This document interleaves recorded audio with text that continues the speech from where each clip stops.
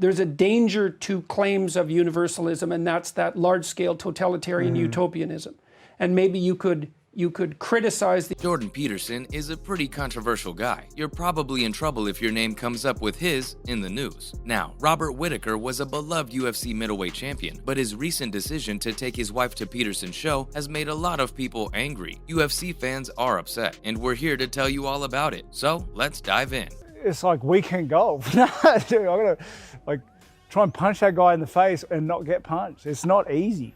Fighting's not easy. First up, let's talk about the drama. Robert Whittaker and his wife took a special date night out to attend Jordan Peterson's show. If you didn't know, Peterson recently came off a pretty big win over Marvin Vettori. Now, the former UFC middleweight champion put up a photo on his Twitter account with his wife right before they went to Peterson's event. Fans were really upset to see that he was on his way to hear the notorious alt-righter. So of course, they went online to show their disapproval. In fact, fans are pretty much ready to cut the Australian fighter off for attending this event. One Twitter fan claimed he would be pulling off the UFC champions posters from their wall. Some fans even suggested that UFC fighters should be cautious when using social media. Moving on to fan reactions to this whole deal. Some UFC fans also trolled the retired psychology professor after this incident. When the 31-year-old UFC champion went to Peterson's event, fans went pretty crazy, showing their disapproval. A superfan on Twitter with the handle @McGregorRousey passionately wrote that he had pulled off Whittaker's poster from above his bed. He said that he couldn't believe that the UFC fighter was listening to that conservative.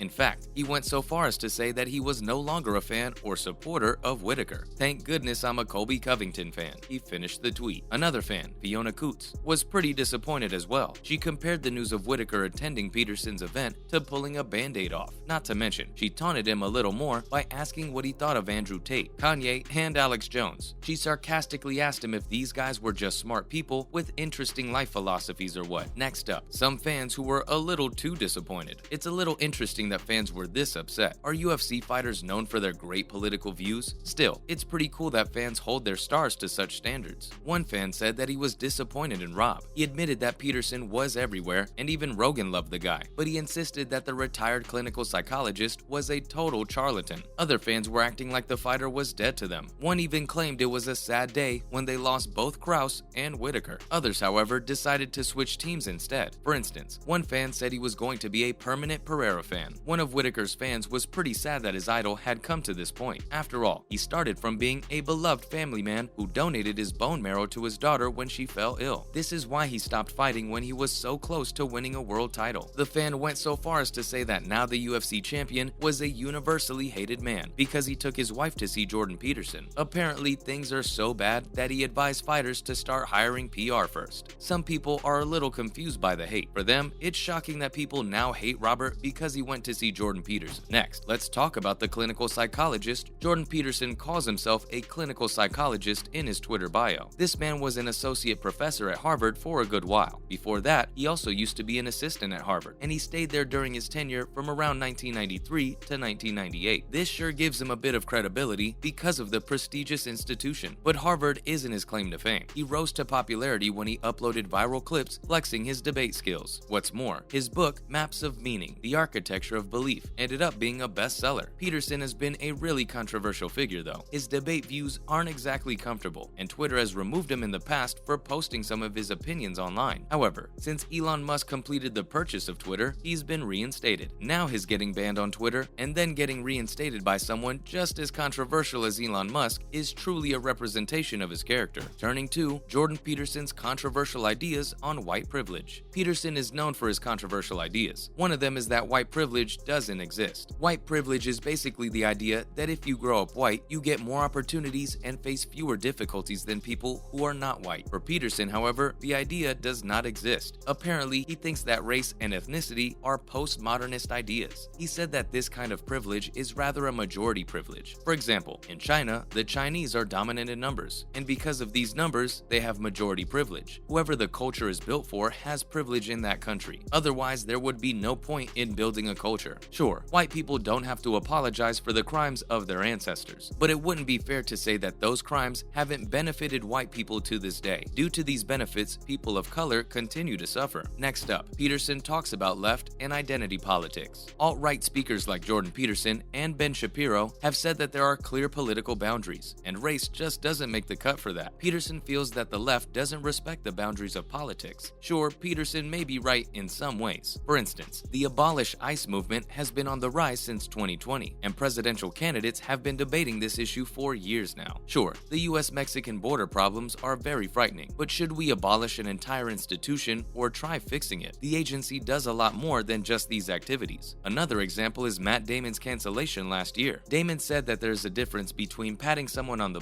and assaulting them. He went on to say that both should be punished, of course, but one should maybe be less severely punished as the other. Another opinion people don't like is that gay people should not have children. Peterson says that kids in families with a father live better lives than kids in single-parent families. He felt sure that the nuclear family is the best form of raising kids. If you make it smaller, then kids suffer. Apparently, dads and their kids are able to push each other's limits to find out where they are. Likewise, he applied the same logic to gay parents and said you couldn't raise stable kids if you didn't have both a mom and dad. Coming up next, let's talk about Peterson's views on the Me Too movement. The famous alt-right activist was asked why women were coming forward 15 or 20 years after the events happened. In response, Peterson went on a long rant, which ended with the strange question, what are women now? We don't know. He said that ever since the 60s, people have claimed that behavior in adolescence can be free of rules. This was mostly because of the birth control, because it started a biological revolution. Women could all of a sudden control their reproductive function. Now there's confusion about what women are because this is a new biological entity. With the ability to forget worries about getting pregnant, women now have a lot more freedom. But does this answer the question? We're not so sure. The retired clinical psychologist eventually ended the discussion by asking what the difference between a